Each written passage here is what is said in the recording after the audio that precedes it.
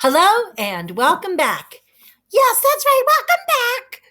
This is Valerie Monroe and this is Bookwormy. And we're here to read a little bit more of my novel, Journey to Nagwanis, which is the sequel to Down the Swale. And we just got to a very interesting part. That's right, we did. Tell them about it. I will.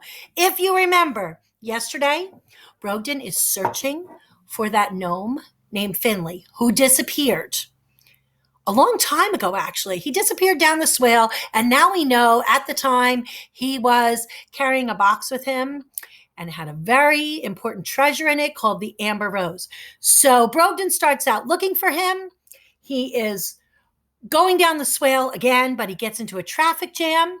He went through the rabbit burrows, right? He was on a detour, and he just found out that Finley had been in those same rabbit burrows a while back too. In fact, two of the bunnies that were there, one of that he was talking to, one of them was wearing the little red cap that belonged to Finley. And before Brogden left the rabbit burrow, he swiped it off the bunny's head, and he has it with him. So there's a little hat down there. But this coming up is one of my favorite chapters ever. And if you stick around till the end of the chapter, I'll tell you why. Chapter 4, a unique fawn assists in the search for Finley. Sunlight beat down upon Brogden as he raced in a zigzag pattern through a grassy field that sloped down to the bank of Lake Wahakmo. He kept looking over his shoulder to see if the rabbits were following him. When he was sure they weren't, he stopped to rest in a tuft of reeds at the water's edge. He turned the red cap over and over while carefully considering the information he had obtained from the rabbits. The image of Finley's wife and child, huddled in the eagle's nest, nagged at his brain. They were counting on him to find Finley and the Amber Rose. I need to come up with a plan, he realized. It was a shame that so many months had passed since Finley's disappearance. Because if you remember, that was in the spring, and this story now is taking place in the fall. There was so little to go on, aside from the fact that Finley still had the box with him when he was in the burrow. But at least that was something. Brogden remembered what Aunt Gladys always said when he asked for help in solving a problem. She would tell him to put on his thinking cap. Therefore, he put on the little red cap on his head and summarized everything he knew about Finley. He had clearly lost his basket canoe, but not the package. Even after a troll had chased him, he still had the package in hand. There was no question that Finley was making every effort to complete the delivery to Umbus. Remember, Umbus is the one who bought the Amber Rose.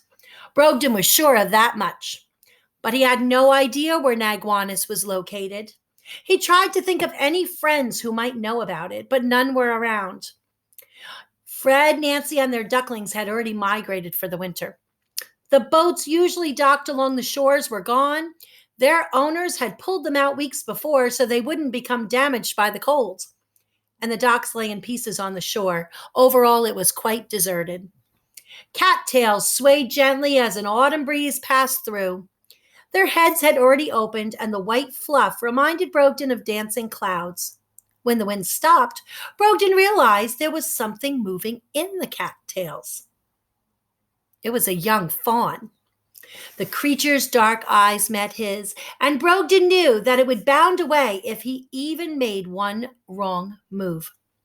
He raised his hand slowly to indicate that he meant no harm. To his complete surprise, the fawn stepped closer. It was unlike any creature Brogden had ever seen. By this time of the year, the fawns he knew had usually lost all of their white spots, and their coats were a solid brown. But this fawn's coat was pure white. "Hello," Brogden said softly. He was in awe of this rare creature and would never have believed it even existed had it not been right in front of him. Aunt Hazel had told him quite a bit about white fawns. She said that seeing one was about as likely as running into a unicorn. And that legend said that anyone who killed a white fawn would die within a year. Who would ever kill something so beautiful, he wondered disdainfully. The fawn strode closer until they were no more than a foot apart. Then the beautiful creature sank to its knees and sat on the ground. It nodded to Brogden, and even without words, he understood what it wanted. He reached out and began to pet the fawn's soft fur. Two thoughts came to him then. The first was that no one would ever believe that he had touched a white fawn. And the second was that Aunt Hazel had said that white fawns had some kind of special powers. He couldn't remember what they were. Flying, maybe? Or could they grant wishes? Or was it that they could change form? If only he'd pay more attention to Aunt Hazel's stories. Next to Maggie, the white fawn was the most magnificent creature he had ever seen. "You are simply splendid," he whispered. "Thank you," the tiny white fawn murmured and snuggled closer. Brogden breathed in the scent of the fawn's fur, which smelled like a mixture of fresh grass, berries, and leaves. "I've never met a white fawn before," he confided. "But I'm not a white fawn," she corrected. "I'm a piebald fawn." And then she turned her head to indicate a few thumb-sized brown spots on her back. "We're smaller than regular fawns. And we have this Roman nose," she continued, turning again so Brogden could see her profile. "And our lower jaw recedes a little. But it doesn't stop me from eating anything," she demonstrated by nibbling on a fallen leaf. Brogden listened to all of this with great interest. Despite not being perfectly white, there was still a possibility that she possessed some magical ability, perhaps even one that could help him find Finley. "Is there anything special you like to do?" Brogden inquired. He reached up and scratched the fawn's ears, which she seemed to enjoy. "Oh, I do especially like curling up in a ball under bushes," she smiled, "and hopping over rocks." Brogden smiled back. The conversation was pleasant enough, but the tiny red hat on his head reminded him that he had a job to do, so he decided to get right to the point. "Do piebalds have any unusual powers? Because you see, what I really want to know is, can you grant a wish?" The fawn hung her head and shook it apologetically. "No," she replied, "those kind of things only happen in fairy tales. I'm afraid I'm just a regular deer." Brogden sighed wistfully. "Oh, okay." He tried not hard not to look disappointed. He didn't want to hurt the piebald's feelings.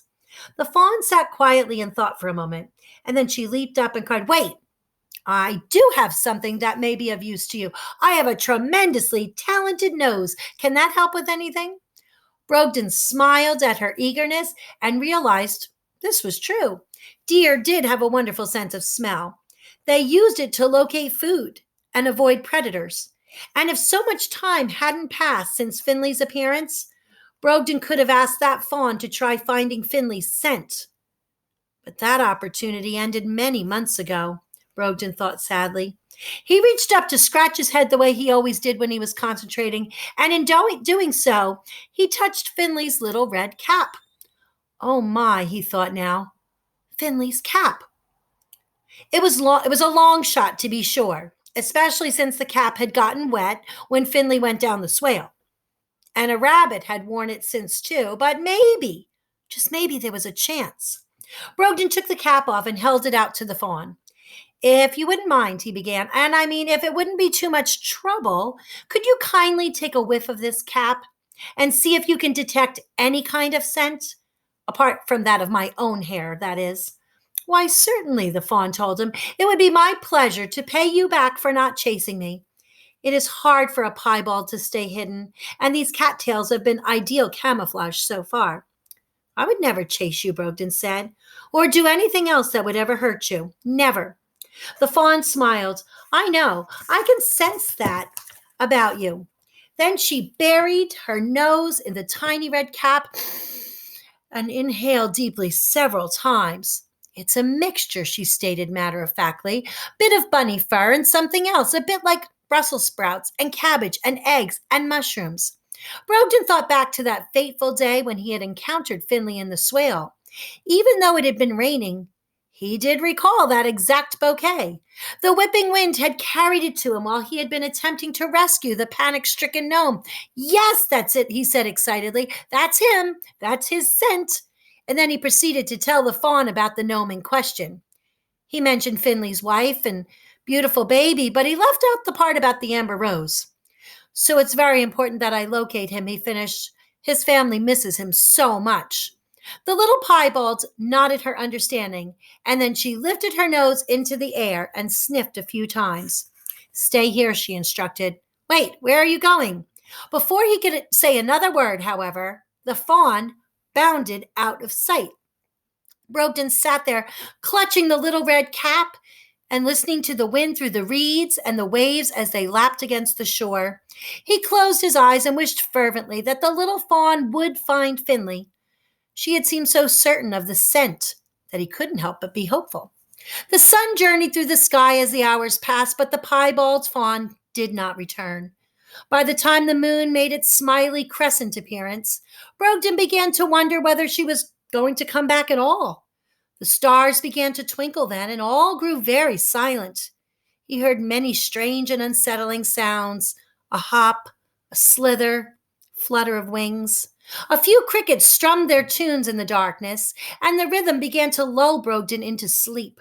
He lay on the ground and rested his head on the red cap. He was almost out when the cattails parted and the fawn reappeared. Then she lay down next to him, quite out of breath. Sorry it took me so long, she said as Brogden propped himself up on the pillow, up on one elbow. I've been bounding and leaping in all directions, north, south, east and west, also northeast, southeast, and northwest and southwest, over branches and rocks and streams and around trees, this side of the lake, that side of the lake. She kept panting.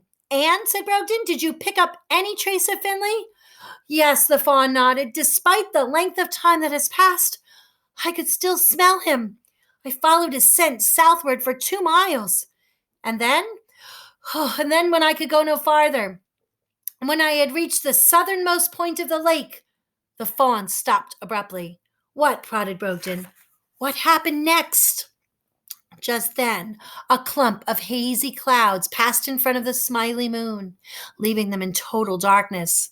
Brogden could barely see the glow of the piebald's white fur now, but he could hear her without any trouble, and he was almost sorry for that.